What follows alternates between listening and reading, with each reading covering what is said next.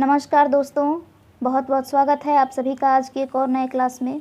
आज की क्लास में मैं आप सभी को यूनिट 1 का पार्ट 2 कराने वाली हूँ।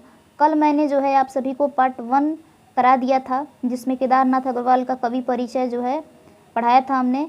और आज की क्लास में मैं आप सभी को केदारनाथ अग्रवाल जी की पहली कविता जो हमारी किताब में दी गई है उसके बारे में पढ़ाने वाली हूँ, जिसका नाम है मांझी न बजाओ बंसी। तो चलिए हम क्लास की शुरुआत करते हैं। क्लास की शुरुआत करने से पहले मैं आप सभी को ये बता दूं कि ये जो वीडियो है ये बिहार यूनिवर्सिटी के सभी स्टूडेंट्स के लिए है, जिनका सेशन 23 से 27 है और जिनका मेजर पेपर हिंदी है। और अभी मैं आप सभी को मेजर पेपर 5 पढ़ा रही हूँ और हमें हिंदी में जो है 3 मेजर पेपर पढ़ने हैं।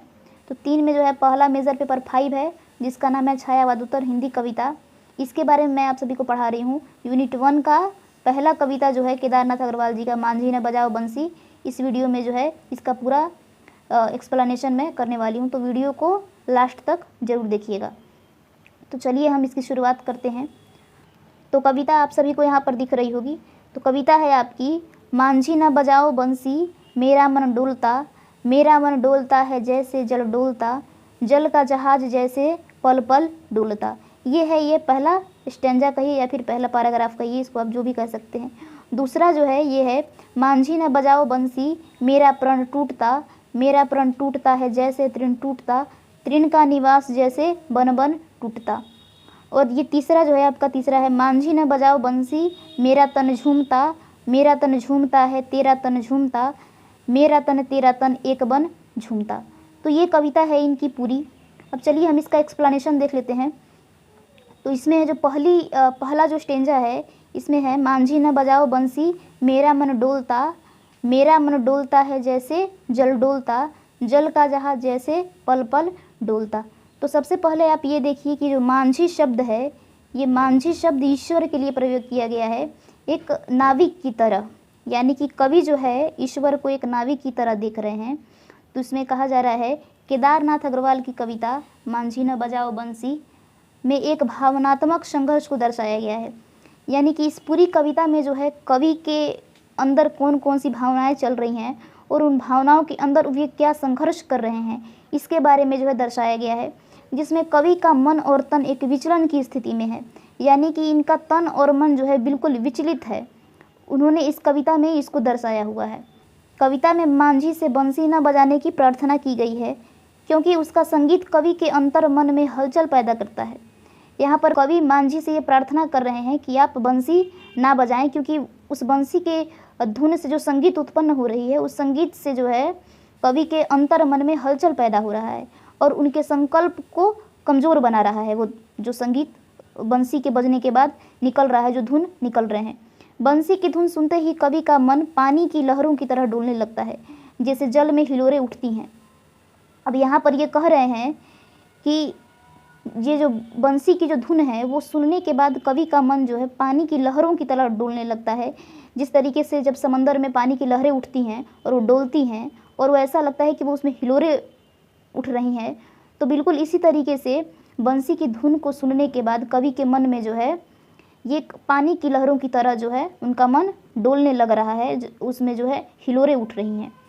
इसके बाद जो है अगला पंक्ति है, मांझी न बजाओ बंसी मेरा प्रण टूटता है जैसे तृण टूटता, तृण का निवास जैसे बन बन टूटता।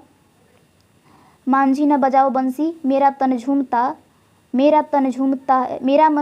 है तेरा तन झूमता, मेरा तन तेरा तन एक बन झूमता। तो ये आपकी कविता हो गई। तो इसका आप देखिए, इसमें कह रहे हैं कवि कि कवि का संकल्प एक नाजुक तिनके की तरह टूटने लगता है। तृण माने तृण का जो अर्थ है, इसका मतलब होता है एक तिनका।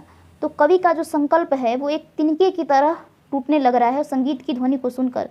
यहाँ तिनके के टूटने का प्रतीक यह बताता है कि कवि के आत्मनियंत्रण और उनकी इच्छा शक्ति पर बंसी की धुन का गहरा प्रभाव है। यहाँ पर जो है ये जो पंक्ति यहाँ पे लिखी गई है, इस पंक्ति के माध्यम से हमें ये पढ़ने के बाद हमें ये समझ में आ रहा है कि ये जो उनका मन है ये बंसी की धुन को सुनने के बाद एक तिनके की तरह टूटने लग रहा है, तिनके की भांति टूटने लग रहा है। या तिनके के टूटने से मतलब ये है, प्रतीक ये है कि कवि के आत्मनियंत्रण और उनकी इच्छा शक्ति जो है उस पर उस धुन का बहुत ही गहरा प्रभाव पड़ा है। कवि का तन भी मांझी के संगीत से थिरक उठता है और यह सम्मिलन उन्हें एकाकार करता है। इनके मन के साथ साथ जो है कवि का तन भी मांझी के संगीत से थिरक उठता है, यानी कि मन तो उनका पहले से ही उस पर उनके मन पर जो है बंसी की धुन का प्रभाव पड़ चुका है, लेकिन अब तन पर भी जो है मांझी के संगीत का असर पड़ रहा है और दोनों का जो है मन और तन दोनों का एकाकार हो रहा है। कविता में बंसी की धुन प्रेम, आकर्षण, मन के संघर्ष की प्रतीक है जो कवि को अपनी भावनाओं से जूझने के लिए विवश करती है। अब कहा जा रहा है कि कविता में जो है बंसी की धुन प्रेम, आकर्षण और मन के संघर्ष की प्रतीक है, यानी कि जो बंसी की धुन है वो प्रेम का प्रतीक है, वो आकर्षण का प्रतीक है और मन के संघर्ष का प्रतीक है। वो बंसी की धुन जो है कवि को अपनी भावनाओं से जूझने के लिए विवश कर दे रहा है। तो ये जो कविता है ये बिल्कुल एक तरीके से इन्होंने केदारनाथ अग्रवाल जी ने ईश्वर को एक तरीके से नाविक समझकर, वो ईश्वर को नाविक समझ रहे हैं और उसी नाव में वो बैठे हुए हैं जिसका सारा संचालन ईश्वर के द्वारा हो रहा है।